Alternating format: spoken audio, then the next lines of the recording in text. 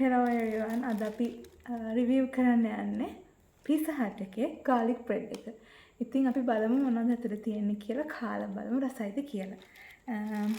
එයාලා දීලා තියෙනවා sauce packets දෙකක්. මේ තියෙන්නේ sauce packets දෙක. ඊට පස්සේ ඒ වගේම මම මේ පැත්තකින් අරන් තිබ්බා. එයාලා අපිට serviettes දීලා තියෙනවා.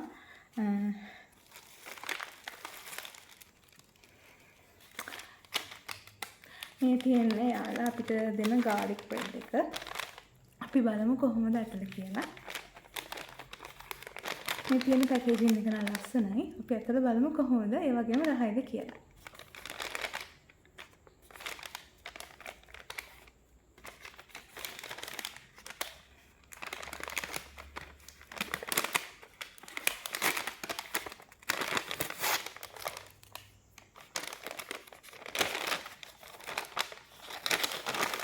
foil එක ඔතලා තියෙන්නේ.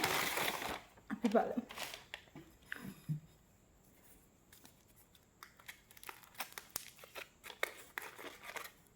සුවඳයි, මාරුම සුවඳයි. හොඳට නිකන් garlic සුවඳ එනවා. අපි බලමු.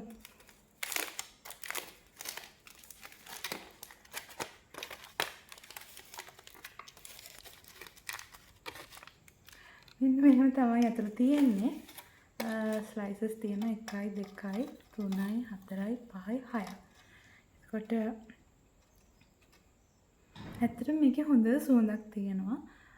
garlic හොඳ සුවඳක් තියෙනවා. අපි දැන් කාලා බලමු මෙයා රහයිද කියලා.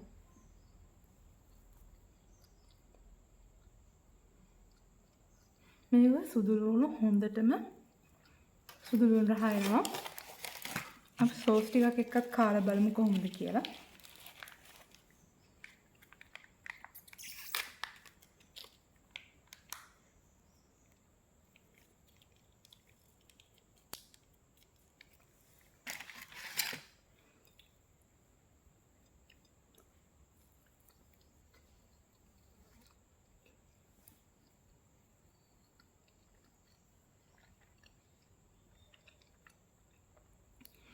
ඇත්තටම මේකේ හොඳ බටර් රහක් වගේම හොඳ garlic රහක් සුදු ලුණු රහක් තියෙනවා.